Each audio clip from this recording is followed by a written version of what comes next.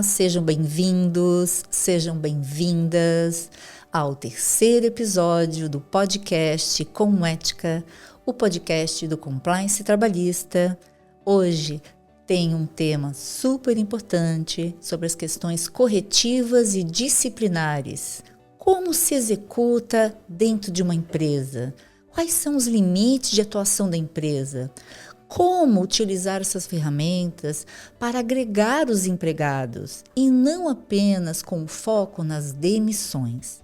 Por isso, dentro do compliance trabalhista, o engajamento dos empregados é uma ferramenta super importante para a sustentabilidade do seu negócio. E por isso, eu, Alexandra Candemil, sócia fundadora da Candemil Advogados, com mais de 25 anos de atuação na área trabalhista, mestre especialista em Direito do Trabalho, Processo do Trabalho, em Compliance Trabalhista e ultimamente fiz a certificação de liderança corporativa e é uma honra estar aqui para poder compartilhar conhecimentos preventivos de uma área tão sensível a qualquer tipo e tamanho de empresa. Quero aproveitar para agradecer ao meu patrocinador oficial e exclusivo, Top Car Land Rover, luxo moderno sobre 4 rodas. No trânsito, escolha a vida. Meu profundo e reiterado agradecimento por ter acreditado em que poder proporcionar a ética frente ao tema compliance para todas as empresas é um ganho sustentável para o seu negócio. E claro, não poderia deixar de mencionar toda essa grande participação de você, empresário, nessa caminhada, do compliance trabalhista. O meu grande convidado de hoje é o Luiz Fernando Luque, doutor, advogado, meu querido amigo. Eu sou fã do Luque, vou te chamar assim hoje, Luque, porque realmente tenho acompanhado a tua trajetória. Quero convidar todos que estão nos ouvindo, você empresário, você empresária, vamos lá, Luque? Luiz Fernando Luque, Luiz com S. Luiz com S. E para aproveitar aqui o nosso início, faça um pitch, um resumo assim da tua atuação, principalmente nas questões preventivas trabalhistas. Bom, Alexandra, prazer em estar aqui no teu podcast. Eu recebi o convite com muita alegria, com muita honra. Na verdade, eu achei que era levei como uma intimação, não como um convite. Imagina. Não tenho como recusar um convite teu, sabes a admiração que eu tenho por ti, pelo teu trabalho. Eu sempre me inspirei no teu trabalho e eu comecei minha trajetória em 1998, me formei em 98. Atuei durante quase 20 anos exclusivamente para empregados, para trabalhadores. E desde a pandemia eu comecei a advogar também para empresas. Antes eu fazia muito pouca coisa para a empresa, mas a partir da pandemia eu senti a necessidade de também estar atendendo empresas e hoje acredito que a maior parte da minha carteira são empresas. E essas dúvidas do dia a dia, de compliance, de prevenção, de punição, são as questões que mais chegam no escritório, que mais afligem os empregadores e que mais trazem dúvidas para eles. E é a nossa função poder orientar para que, como tu disseste inicialmente, que a gente tenha um maior engajamento do pessoal para uma maior assertividade como é que eu vou dizer, na consecução dos objetivos da empresa, né? O poder disciplinar do empregador não é pura e simplesmente com o objetivo de punir, de vingança.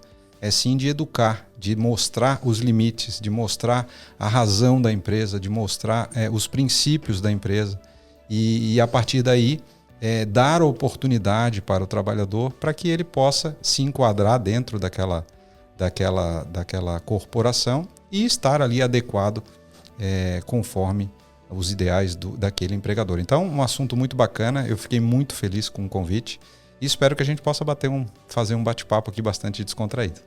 Com certeza a meta será atingida, porque quando o assunto é questões disciplinares, eu tenho percebido nos programas de compliance que eu implanto, e com certeza na tua questão sobre as demandas que estão sob os teus cuidados das empresas, a gente verifica que há sempre um vácuo, né? O que seria esse vácuo? Que depois eu gostaria que você colocasse a tua posição, pode discordar.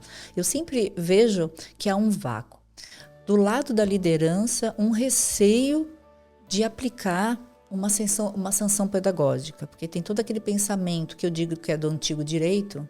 Eu vou colocar agora esse nome que acho que é mais tranquilo para o empresário e para a empresária que está nos ouvindo, que tudo é justa causa, né? Então, hoje a moderna doutrina, inclusive a minha obra de compliance e sanções disciplinares, é no sentido de que as sanções pedagógicas, ela é o caminho mais moderno de você garantir a cultura dentro de uma empresa. E aí a gente vai ter esse vácuo em que do outro lado está o empregado, que muitas vezes ele não conhece todas as expectativas a respeito de diversos temas. Pode ser o uso de WhatsApp, o uso do celular, pode ser questões do dia a dia. Então, há sempre um conflito de culturas. Então, quando eu defendo em nível de compliance, que é muito importante ter um código de ética e conduta, ou até já antes desse regulamento, um contrato de trabalho, né? Então, geralmente, as empresas se preocupam. Jornada, o salário, a função, aí padroniza. Aí o dia a dia, como é que fica, né? Então, geralmente, tem acontecido comigo, e eu quero te ouvir a respeito, há, digamos assim, esse vácuo. Aí, na hora que nos procuram, muitas vezes a gente começa a perceber que ele já quer a justa causa. A pergunta é, eu já posso dar a justa causa? Concorda comigo? A pergunta primeira é, olha, o empregado fez isso, isso, aquilo. Eu já posso aplicar a justa causa? Então, é esse vácuo que eu percebo que a gente pode explorar. E nesse nosso podcast, a gente auxiliar os empresários e as empresárias que muitas vezes esse caminho que eu não entendo como árduo, tu educa o empregado, que muitas vezes tu recupera também alguma expectativa que não foi muito bem recebida. E nisso, tu engaja mais o empregado. Eu acredito nesse caminho. E aqueles aos quais, né, muitas vezes vão se desviando ou até praticam atos assim de extrema gravidade, quando vem aí sim uma suspensão, uma justa causa, é o caminho também. Porque em compliance, quando a gente fala em método corretivo, tem a questão pedagógica. Mas com a questão pedagógica vem treinamento, vem conversas, tem os diálogos. Esse vácuo não existe, a gente constrói um caminho. Aí sim, uma vez construído, o empregado começa a conhecer as regras do contrato de trabalho dele, das regras internas da empresa, e às vezes vão surgindo outras regras.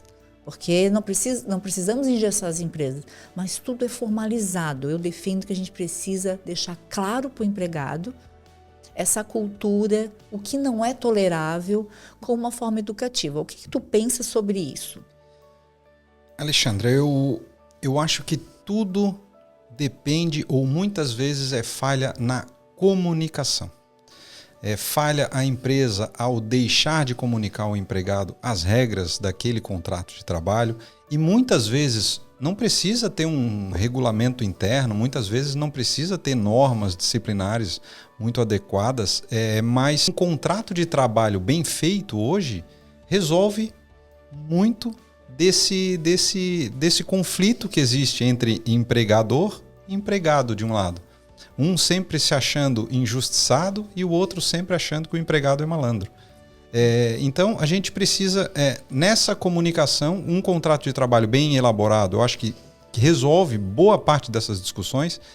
E com relação à aplicação de justa causa, eu sempre comento no meu Instagram, eu sempre trago casos de justa causa, né? Eu vejo notícias, eu adoro falar de justa causa. Sim. E eu já vi alguns comentários, daí chegam pessoas comentando lá no Instagram, tu só queres dar justa causa, tu só queres aplicar justa causa. Não, e no meu dia a dia eu não sou assim.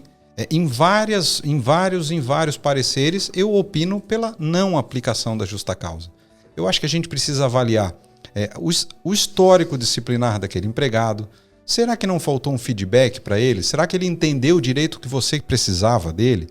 Será que não dá para dar uma segunda chance para ele? Será que essa falta que ele cometeu é tão grave assim, a ponto de dispensá-la por justa causa? Agora, há situações que sim, uma única falta, estando todo o propósito, toda a cultura da empresa muito clara, e há faltas que não há como a gente aliviar para esse empregado, ou não há como perdoar, dar uma segunda chance. E aí eu estou falando de faltas que faz o empregador perder totalmente a confiança no empregado, né? Furto, falsificação de atestado médico. Hoje é muito comum atestado médico e postagem em rede social embalada, né? Em evento, em festa. Então o sujeito apresenta um atestado médico na empresa 7 dias porque está com um tornozelo torcido. Isso aí foi um caso que eu participei.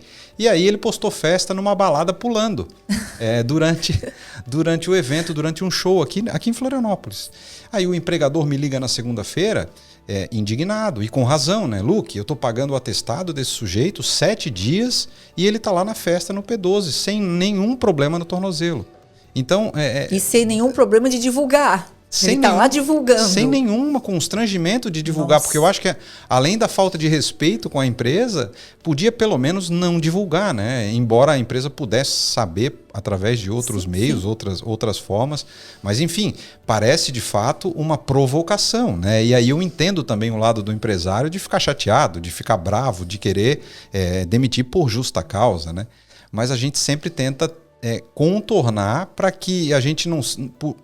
Por conta de um impulso, por conta de uma decisão às vezes racional, você acaba perdendo um talento ali e trazendo um prejuízo para a empresa, porque acaba tendo despesa com desligamento, nova contratação, enfim.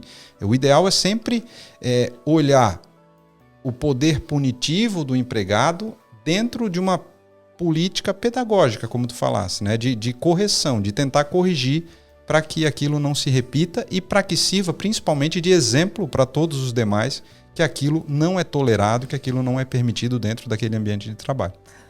Sensacional essa tua fala, e eu vou descortiná-la em tópicos para a gente aproveitar e principalmente os nossos ouvintes poderem captar a essência de cada particularidade que você aqui acabou de nos passar. Então, a primeira delas, eu escolheria contrato de trabalho, né? Depois vamos para os tipos de fatos geradores, vamos para os tipos de sanções disciplinares, para fazer o grande fechamento, se for o caso, de uma justa causa.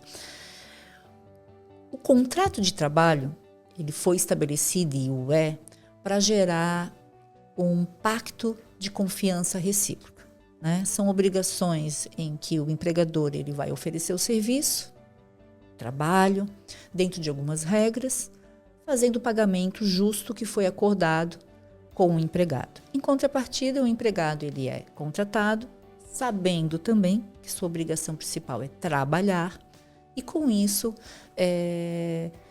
poder atingir as expectativas do empregador. Mas uma questão prática, vamos ajudar aqui o nosso empresário, a nossa empresária. O que para você, Luke, não pode faltar no contrato de trabalho, pensando nesse assunto disciplinar, né? Qual a tua visão hoje de um contrato de trabalho? Começarmos a nossa conversa. Bom, algumas cláusulas são inegociáveis dentro de um contrato de trabalho. E eu diria que a primeira delas é com relação à jornada de trabalho e possibilidade de compensação de horas, né? Possibilidade de compensação. A compensação mensal que a CLT permite de forma tácita. Tácita é um acordo entre empregado e empregador, pode ser um ajuste verbal de boca. Você vai trabalhar um pouquinho a mais hoje, amanhã vai sair um pouquinho mais cedo, essa semana você trabalhou um pouquinho a mais, semana que vem vai sair um pouquinho mais cedo. Isso dentro do mesmo mês é perfeitamente possível, ainda que não esteja no contrato de trabalho. Mas, por cautela, eu sempre trago lá no contrato de trabalho uma regra falando a respeito disso. Trazer também uma regra sobre possibilidade da instituição de banco de horas. Aí depende da atividade. Perfeito. O banco de horas é uma excelente alternativa para a empresa não pagar hora extra. Hoje a gente pode instituir isso através de acordo individual com os empregados, observados alguns regramentos. Mas não é para toda empresa também. Tem empresa que às vezes faz um banco de horas, coloca lá um monte de horas no banco, depois não consegue compensar essas horas e fica aquele passivo para fazer o pagamento. Então, tem que ser muito bem administrado, mas é uma excelente alternativa. Horas extras se não o maior, um dos maiores motivos de processos trabalhistas hoje no Brasil, né? Seguramente está entre as 5 rubricas mais questionadas a nível de TST. Então, horas extras é a grande preocupação hoje do empresário. Também acho muito importante deixar muito claro no contrato de trabalho, hoje, que a gente vê muito problema com utilização de WhatsApp, redes sociais dentro do ambiente de trabalho, distração do empregado, às vezes problemas com acidentes.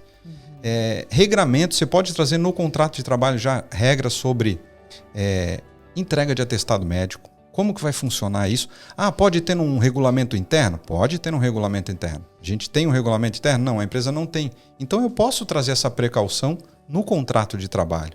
Né? Várias outras alternativas que a gente tem dentro do contrato de trabalho que já pode dar uma segurança maior do que aquele disse-me-disse e daquele contrato padrão que a gente vê em escritórios de contabilidade, que não tem nenhum problema do escritório de contabilidade. Eu acho que cada um tem a sua importância, mas cada macaco no seu galho, né?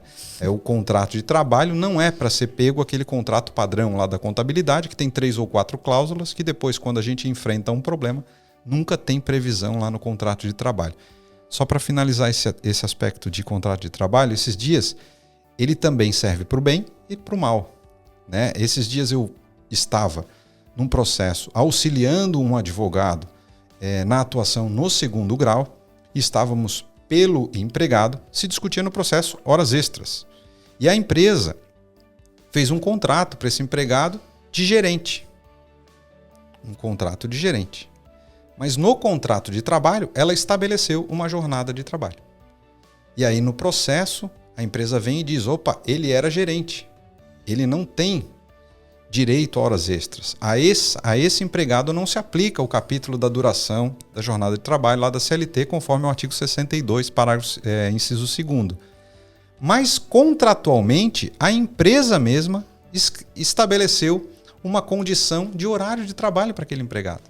Ela trouxe a condição de gerente, mas trouxe que o horário dele era das 8 ao meio-dia, das 14 às 18. Usou um contrato padrão. Então, ela deve ter pego um contrato padrão, alterou a função, aquilo não era para um gerente, e aí contratualmente ela estabeleceu uma situação que era contrária aos interesses dela. Então o contrato de trabalho, ele muitas vezes ajuda, mas mal elaborado, ele também pode te trazer uma grande dor de cabeça.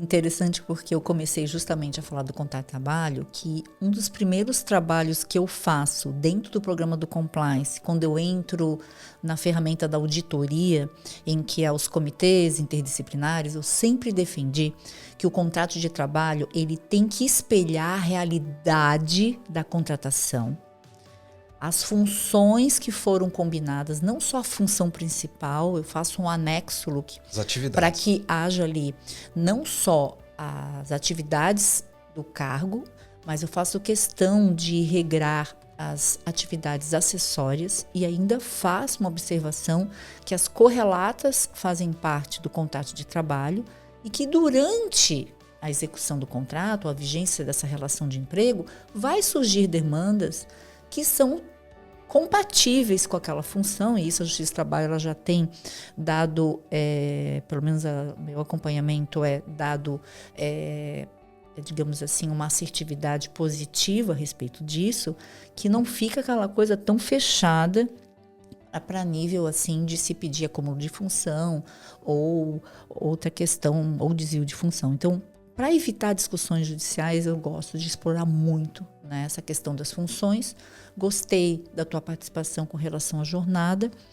E eu faço nos contratos de trabalho também menções que regramentos futuros com relação ao cotidiano da empresa, de regras disciplinares, regras de conduta, farão parte do contrato de trabalho. Eu gosto de criar essa cláusula para justamente quando o empregado entra na empresa e não faça só por adesão, a gente geralmente faz um treinamento do próprio contrato, já sirva como um contrato um pacto de ética, que a gente fala assim. Então, assim, gostei muito quando você falou do atestado, isso é um assunto que realmente a maioria das empresas tem esse problema, então é importante regrar, dentre tantas outras regras. Tem empresas muitas vezes que, não sei se já aconteceu contigo, eu vou fazer toda a formulação da parte de recursos humanos e tem assim, 30 políticas mais o contrato de trabalho padrão.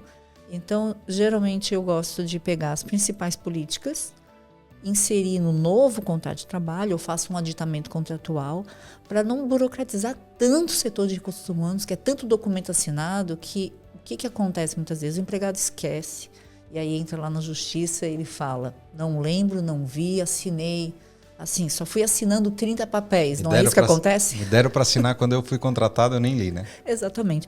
Então, isso é muito importante, você empresário e empresária que está nos ouvindo, que a realidade do contrato de trabalho tem que estar formalizado. Quanto mais uma empresa especifica no contrato de trabalho que combinou com aquele empregado, é muito mais coerente ela cobrar depois, por exemplo, atrasos injustificados que são habituais, ou muitas vezes a publicação do empregado com relação a conteúdos próprios da rede social dele, mas utilizando muitas vezes um exemplo de um cliente da empresa que ele trabalha, ou às vezes divulgando algo que ele não poderia divulgar. E há muita confusão nisso, né, Nuke? Porque assim, as redes sociais, apesar que são próprias e há liberdade de expressão, os empregados, muitas vezes eles confundem a rede social dele achando que pode fazer tudo contra a empresa, né? Às vezes ele nem pensa que é contra, mas muitas vezes ele vai divulgando fatos que maculam a honra. E hoje a parte do dano moral da pessoa jurídica já é reconhecido na lei. Qual a tua posição sobre isso? Talvez seja um dos assuntos mais tormentosos que a gente tem enfrentado aí hoje, os limites entre a liberdade individual do empregado e o que ele possa eventualmente causar de prejuízo à empresa através de redes sociais, né?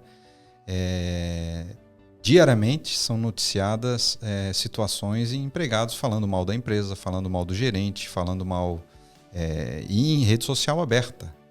Exatamente. Hoje as redes sociais têm um alcance incrível, né? Uma postagem de um empregado, Luke, mas ele não tem muito seguidor, mas pode viralizar um vídeo. Eu estou atuando num processo em que a menina fez uma dancinha no TikTok. Uma dancinha no TikTok dentro do ambiente de trabalho. E eu orientei a empresa a não fazer a dispensa por justa causa. E eles quiseram fazer a dispensa por justa causa. A gente está atuando no processo. Ela fez uma dancinha que não tinha nada que pudesse trazer um prejuízo para a empresa. É porque ela utilizou uma trend que tinha na época, que era assim, meu local de trabalho é horrível. Mas aí ela fazia a dancinha com as amigas, mostrando que era um ambiente bacana. Ela estava fazendo a dancinha, as amigas estavam felizes, estavam rindo. Estavam se divertindo. Estavam se divertindo. E a empresa não gostou, ficaram possessos. Não tinham treinamento, elas já tinham postado em outras oportunidades, não fizeram nada, não puniram, não orientaram, não falaram que não gostavam e de uma hora para outra vem e aplica a justa causa. Então, a justa causa, a toda prova foi mal aplicada. Eu vou defender a empresa porque é minha cliente. E o meu papel eu fiz, eu passei o que eu achava, eu passei os riscos da eventual reversão dessa justa causa, mas a decisão é sempre do empresário e a gente tem que respeitar. Quem vai pagar a conta no final é ele. Eu passei o que eu achava, passei os riscos da decisão A, da decisão B, e ele deliberou pela decisão B. Sem problema nenhum, vida que segue, a gente vai fazer o nosso trabalho. Mas essa questão de liberdade, de opinião, de opiniões políticas, né, opiniões religiosas hoje em dia, isso causa a sociedade está muito... Intolerante. Eu ia dizer doente, mas é intolerante. Se eu falo A, é porque eu odeio B. E muitas vezes não é, né? No lado político, às vezes você critica um lado, não quer dizer que eu sou do outro. Eu posso apoiar o A, mas não concordar com tudo que o A faz, né? E a gente... E no ambiente de trabalho, isso hoje, na época da eleição, tomou uma proporção muito grande, né? A gente tem notícias de ações civis públicas, de empregadores pressionando empregados a votarem no A ou votarem no B. A gente tem notícias de empregados dispensados por justa causa, porque manifestaram publicamente a opinião de votar no B. E aí, evidentemente, que não se aplica uma justa causa por uma opinião política, por mais que o empregador discorde, né? O empregado tem todo o direito de pensar como quiser, de votar em quem quiser. Agora, opiniões que possam trazer um prejuízo para a empresa, eu acho que sim, é passível de punição disciplinar e a gente vai ter que avaliar a gravidade dessa opinião, a gravidade de uma consequência do que o empregado postou na rede social para poder validar ou não uma justa causa. Mas acho que o empregado tem liberdade, mas essa liberdade, enquanto empregado daquela empresa, para postar assuntos relacionados àquela empresa, ela precisa encontrar alguns limites. E esses limites podem ser muito bem traçados e delineados num contrato de trabalho, num regulamento interno, em treinamentos, e a empresa explicando para o empregado as consequências de uma postagem, porque a empresa também responde por uma postagem do empregado, né?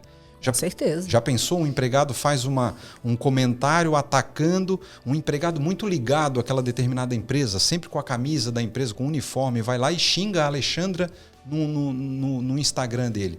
A Alexandra vai entrar com uma ação contra quem? Não sei, mas ela pode entrar contra a empresa.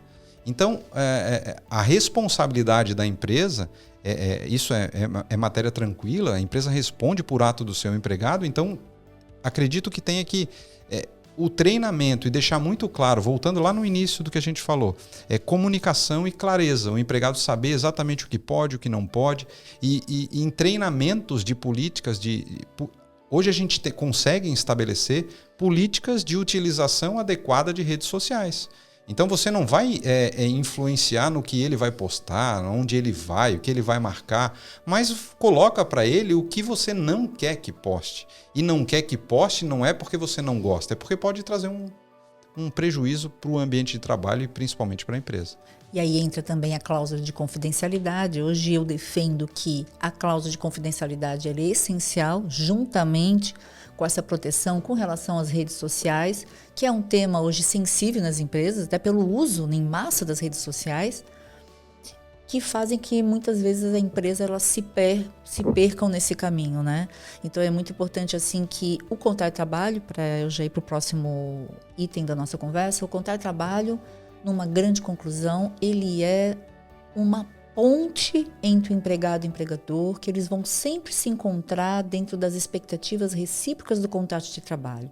Tudo que é bem conversado, tudo que é normatizado, tudo que é objeto de um comprometimento faz jus ao elo de confiança, que para mim é o elo mais importante numa relação de emprego.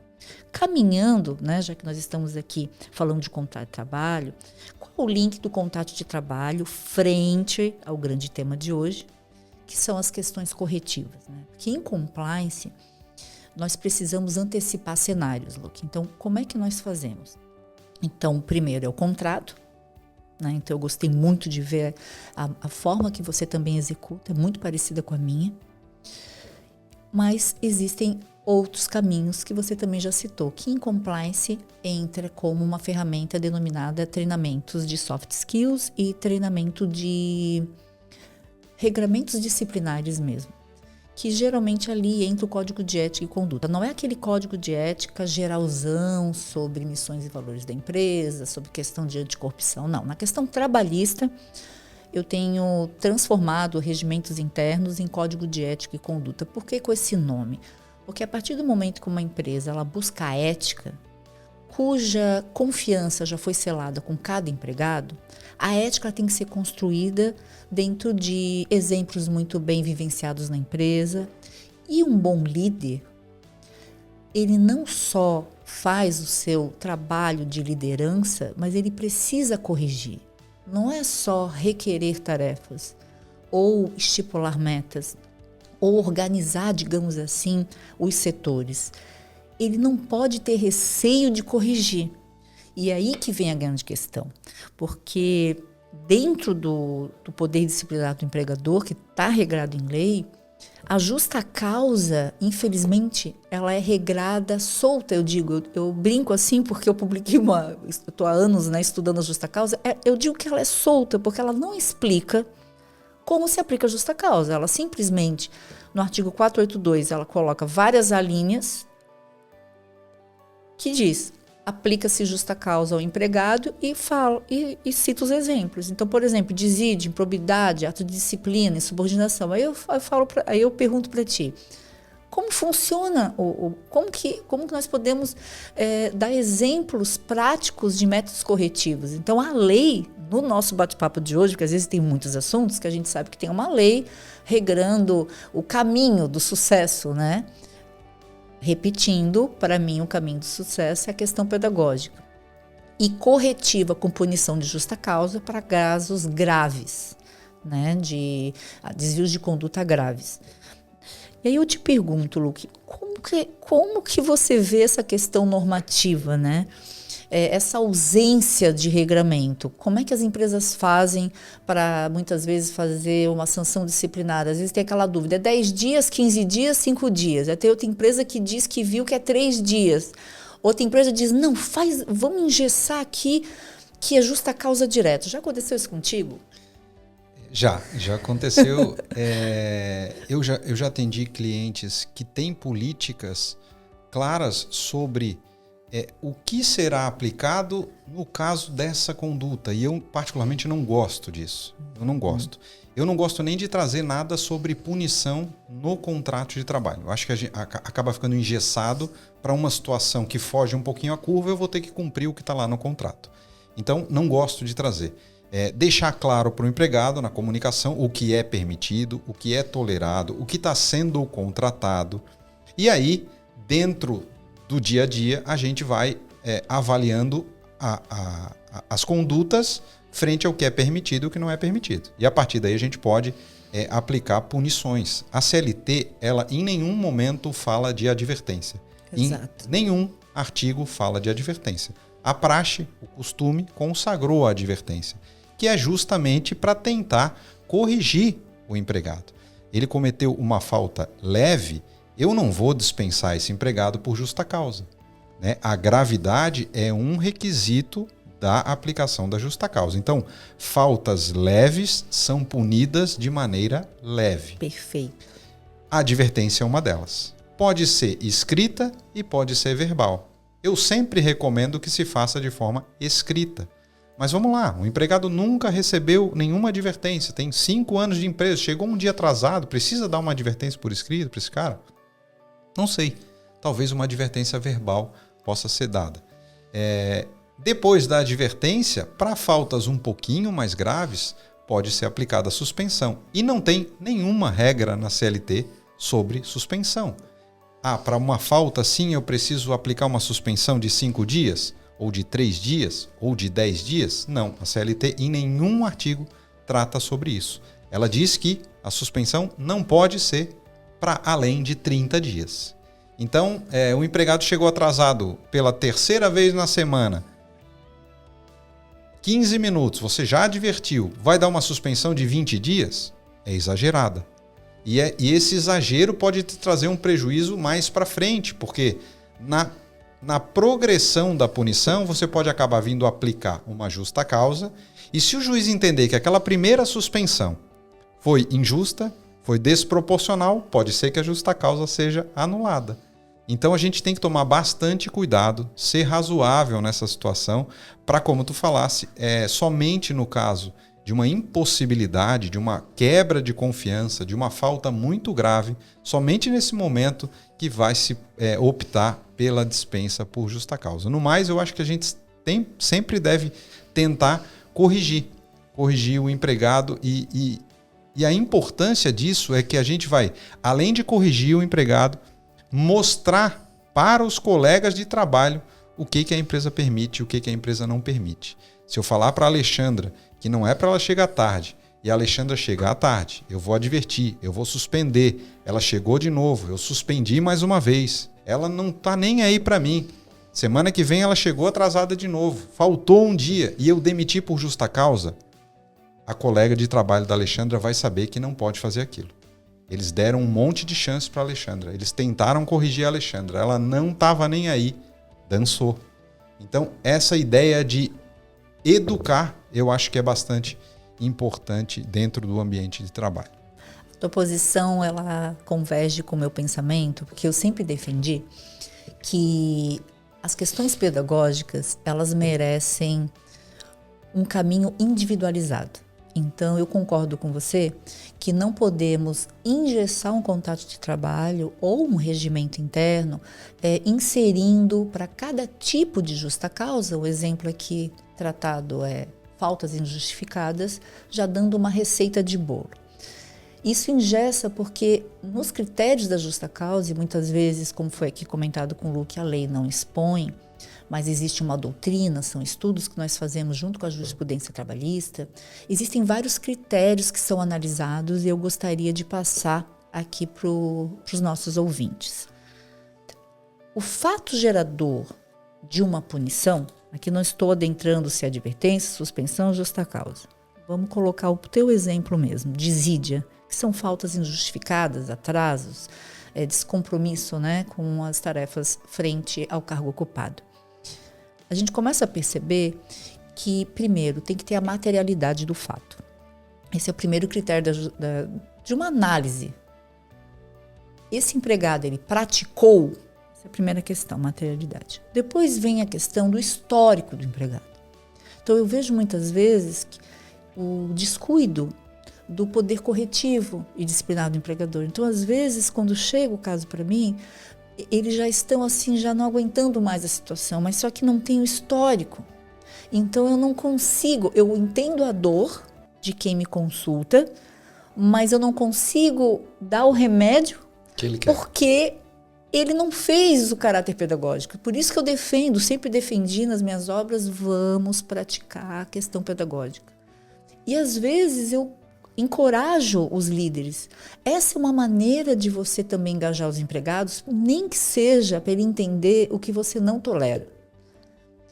Depois desse requisito, tem a imediatidade, né? Ou seja, é uma construção da jurisprudência. Você foi imediato naquele caso, ou demorou 20 dias para decidir o que vai fazer com o empregado. Ou tem casos de 2 penalidades, né? Eu aplico uma suspensão porque eu vou pensar. Agora é justa causa. Não há esse argumento dentro da justa causa. Então, no final, quando a gente fala em punições, aí tem atos reincidentes, mas tem atos gravíssimos. E eu quero aproveitar aqui a minha fala nesse contexto, porque a gente, daqui a pouco, estamos terminando aqui o nosso podcast, e você, eu tenho... Meu Deus, eu às vezes rio, às vezes choro, por causa das tuas publicações, que são fantásticas. Quero convidar aqui a todos que estão aqui nos ouvindo. O Luke, ele tem assim eu digo assim, uma criatividade nas suas publicações. Vamos falar de casos assim, na tua lembrança, nas tuas pesquisas, ou de casos próprios. Se a gente tivesse que dizer assim, da justa causa, porque também os nossos ouvintes querem entender. Bom, já entendemos que tem a questão do contrato de trabalho, já foi entendido que tem um caminho que eu tenho que seguir, já vimos que a lei ela não regra, então eu posso como empregador criar métodos internos, uma questão pedagógica, com treinamentos, com engajamento. Tenho direito sim a aplicar uma justa causa, mas como a dor dos nossos empresários e empresários que estão nos ouvindo é a justiça do trabalho, com relação a uma eventual condenação sobre o tema, ou até muitos nem aplicam a justa causa com esse receio, e eu quero quebrar esse mito, porque eu entendo que uma empresa que ela preventivamente cuida dos seus processos, esses processos vão defendê-la em qualquer tipo de situação. Eu queria que você nos apresentasse casos assim que a justa causa ela foi reconhecida dentro do que eu falei aqui. Vamos ver. São inúmeros alguns casos e eu interessantes. adoro falar de casos concretos. Eu tenho um monte de exemplos. Eu estou atuando num processo em que o empregado ele ficava com o carro da empresa durante o final de semana. A empresa permitia ele ficar com o carro, então ele ficava para usar para as atividades da vida privada dele. E ele foi num churrasco, um domingo com os amigos. Foi num churrasco com o carro da empresa e evidentemente que num domingo, num churrasco, ele tomou lá a cachaça dele, tomou a cerveja com os amigos. E lá pelo final da tarde, ele disse, e aí ele me contou essa história, que ele voltou com o carro da empresa, mas pediu para um amigo que não estava dirigindo, que não estava bebendo, voltar dirigindo. O amigo voltou dirigindo, chegou, alguém viu, disse que era ele que estava dirigindo o carro e chegou, através do comitê de denúncia lá da empresa, chegou a denúncia que o empregado estava dirigindo embriagado. Foi apurado com testemunhas e, aparentemente, mesmo que fora do horário de trabalho, e aí essa é uma discussão importante, né? Ele está num horário que talvez ele pudesse ter cometido uma infração de trânsito. Não sei se ele cometeu algum ato com nexo dentro da atividade dele que pudesse amparar uma justa causa.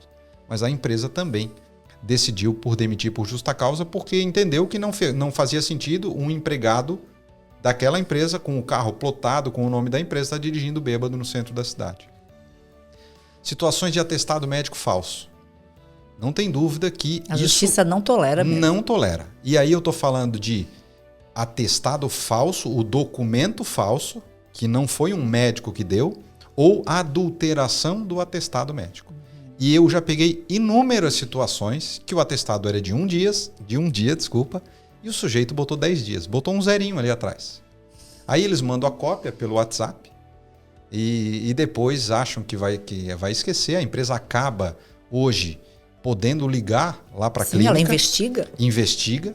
E aí eu acho que, como tu falasse, esse tipo de falta demonstra uma desonestidade do empregado que a gente deve corrigir, deve punir. E nesse caso me parece grave o bastante a ponto de dispensar por justa causa. Presto consultoria para uma empresa, uma academia que tem personal training, como seletistas. E um desses personagens estava, segundo o meu cliente, se insinuando para uma aluna menor de idade, trocando mensagens com essa aluna, até que ele, numa mensagem, diz para ela que está louco para beijá-la. Que tipo de consequência isso pode ter para uma instituição, para uma empresa? Já pensou divulgar isso na mídia? Colocar no jornal que aquela academia tem o fulano de tal que dá em cima das alunas menores. Isso eu achei de uma gravidade, assim, eu vi as mensagens. E fora da ética também, da cultura da empresa, com certeza. Total. A empresa desligou ele por justa causa. Isso ainda não teve o processo, muito provavelmente vai ter. Mas talvez um recado seja importante que a gente deixe claro aqui.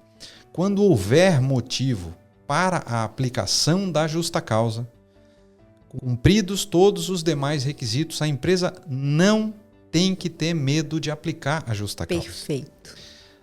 A reversão de uma justa causa em juízo não tem maiores consequências para a empresa.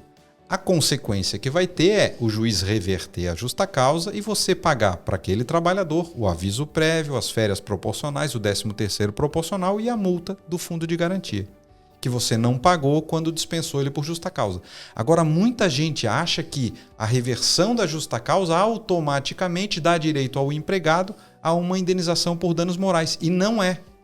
O Tribunal Superior do Trabalho hoje tem jurisprudência consolidada, pacificada, de que a simples reversão da justa causa não dá direito ao empregado a receber indenização por danos morais, salvo se por ato de improbidade.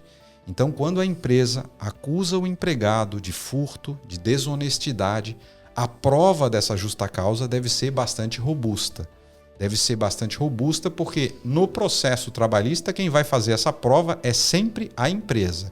E se for descaracterizada essa justa causa, e aqui eu estou falando de novo, ato de improbidade, ato de desonestidade do empregado, aí nesse caso a simples reversão da justa causa vai dar direito ao empregado a receber indenização por danos morais, sem precisar provar qualquer prejuízo que ele tenha. É o que a gente chama de dano moral in re ipsa, ou seja, independe de nenhum prejuízo que o empregado tenha que demonstrar para o juiz. Basta a reversão da justa causa. Então, se a justa causa deve ser bem aplicada, observado todos os critérios, como a Alexandra falou aqui muito bem anteriormente, A justa causa por ato de improbidade, o cuidado deve ser um pouquinho maior. Mas não tenham medo quando for o caso de aplicar.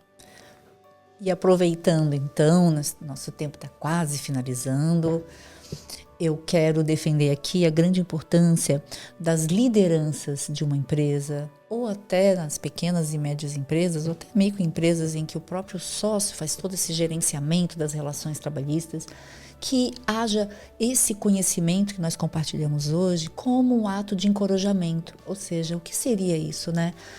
Identificar que a lei, além de dar os fatos geradores, das punições, ela também, dentro do que nós estamos aqui conversando, existe uma criatividade pedagógica de atrair o empregado para se engajar na cultura da ética, que é um tema tão caro, tão sensível e tão importante para a sustentabilidade de todas as relações que acontecem numa empresa. Então, uma liderança focada na lei, focada na ética, principalmente encorajada em realmente aplicar questões corretivas no âmbito das relações de trabalho, ela fortalece também o diálogo entre as partes. E com isso, os bons empregados, eles têm um grande respeito a esse líder. E esse líder, ele consegue não só atrair pedagogicamente, corrigir as falhas, que é comum, podem acontecer dos próprios empregados, como também ele afasta através, seja da justa causa ou até uma rescisão sem justa causa,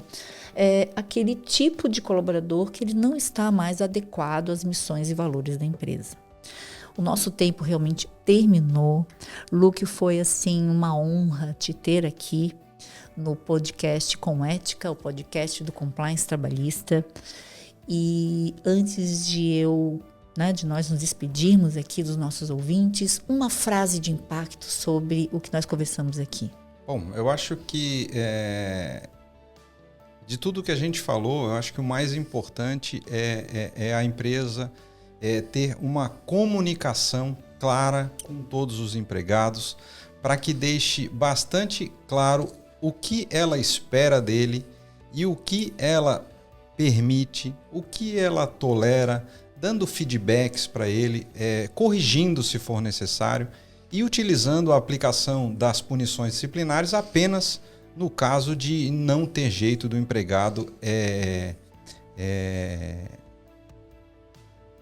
não ter um feedback por parte do empregado, uma resposta aos feedbacks que a ele foi dado. Mas, de uma maneira geral, Alexandre, eu acho que a empresa sempre...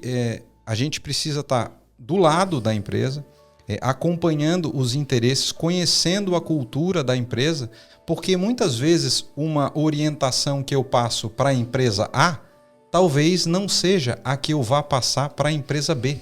Que eu sei que lá ele tem um pensamento diferente, lá ele gosta de correr um pouco mais de risco, o de cá não gosta de correr um pouco mais de risco. Então esse trabalho eu acho muito interessante, né? Nem sempre para a mesma situação eu dou a mesma opinião para a empresa A ou para a empresa B. Isso é bastante desafiador e acho que me motiva diariamente no meu trabalho.